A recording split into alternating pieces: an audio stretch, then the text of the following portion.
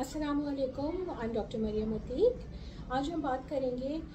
High altitude sickness के बारे में, एक्यूट माउंटेन सिकनेस के बारे में। कल पाकिस्तान में बट्टाग्राम के एरिया में एक केबल कार की केबल्स टूट गई थी और 12 घंटे से ज़्यादा तक जो है वो बहुत सारे बच्चे और एक दो एडल्ट्स जो हैं वो हवा में रहे और उसकी वजह से ये ख्याल आया कि इस बारे में बात करनी चाहिए। नॉर्मली जो है हम जो लो लेवल्स पे रहते हैं हमें ऊपर जो है वो हवा की कमी महसूस होती है, ऑक्सीजन की कमी महसूस होती है और हमारे लिए सांस लेना थोड़ा सा मुश्किल होता है और हमें चंद दिन लगते हैं इस एडजस्टमेंट के लिए। जो लोग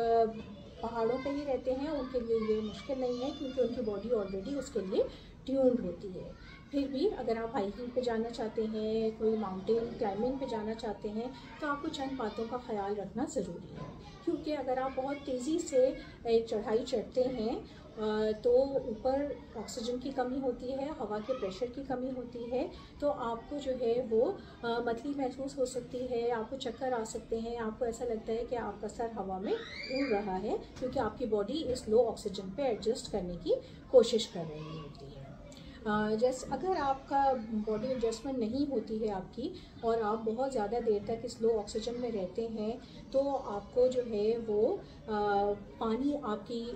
ब्लड वेसल्स में से निकल के बाहर आने लगता है और वो फिर आपके फेफड़ों के गिर्द जमा हो जाता है और आपके दिमाग के गिर्द जमा हो जाता है और वहाँ पे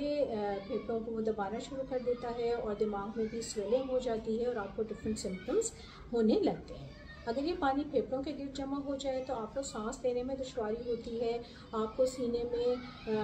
भारीपन महसूस होता है, आपको लगता है सांस बिल्कुल बंद हो रही है, आपको जो है वो उंगलियों की टिप्स, आपकी स्किन, आपकी आंखों के अंदर का सफ़ेद हिस्सा नीला नीला होने लगता है, आपको जो है बहुत ज़्यादा थकान महसूस होती है क्योंकि ऑक्सीजन की कमी हो रही है और फिर आपको जो है वो खांसी शुरू हो जाती है मुस्तकिल और उसके साथ ही मुंह में सफ़ेद सफ़ेद सा पानी आने लगता है।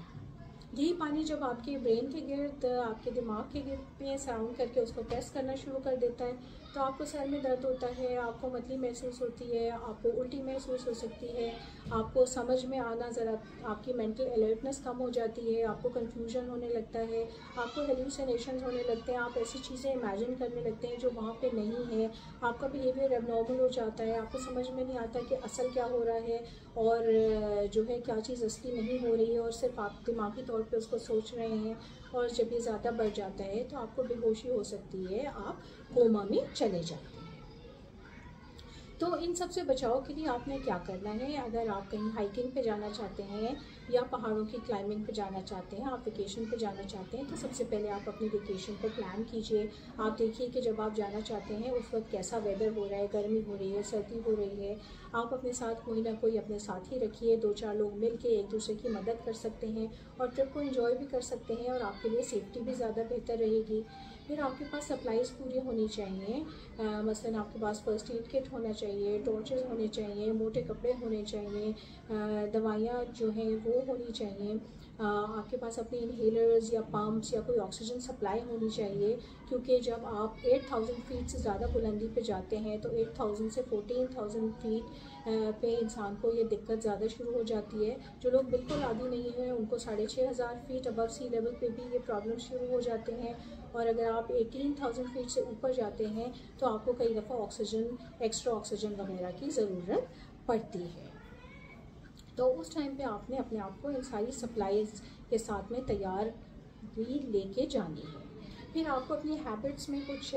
जो है वो ख्याल रखना है। उसमें यह है कि आपने अपने आप को हाइड्रेटेड रखना है, पानी आपने बहुत ज़्यादा पीना है क्योंकि जैसे जैसे हम ऊपर जाते हैं हाइट की तरफ तो हमारी बॉडी ज़्यादा पानी और सॉल्ट्स लूज़ करती है, तो आपने पानी बहुत अच्छे से ज़्यादा पीना है। आपने शराब नोशी से परहेज़ करना है, आपने स्मोकिंग नहीं करनी है, आपने ज़्यादा खाना खाना है, स्पेशली ज़्यादा आपकी कैलोरीज़ होनी चाहिए। अराउंड 70% आपने कार्बोहाइड्रेट्स लेने हैं जो कि हमारे सारे ये रोटी, चावल, पास्ता इन सब में मिलता है। फिर आपने अपना पोटेशियम लेवल जो है वो उसको इंक्रीज़ रखना है, उसको पूरा रखना है ताकि आपकी मेंटल अलर्टनेस कायम रहे। उसके लिए सबसे सस्ता, सबसे आसान केले हमारे पास मौजूद हैं, हमारे पास टमाटर हैं, आलू हैं, हमारे पास ग्रीन लीफी थिंग्स हैं। इन सब में पोटेशियम लेवल अच्छा होता है, एवोकाडोज में बहुत अच्छा होता है, तो ये आपने सब इस्तेमाल करने हैं। फिर इसी तरह से आपने जो है वो अपनी क्लाइंबिंग की भी एक पैटर्न रखना है कि एक दिन में आप 1000 फीट से ज़्यादा नहीं ऊपर जाइए।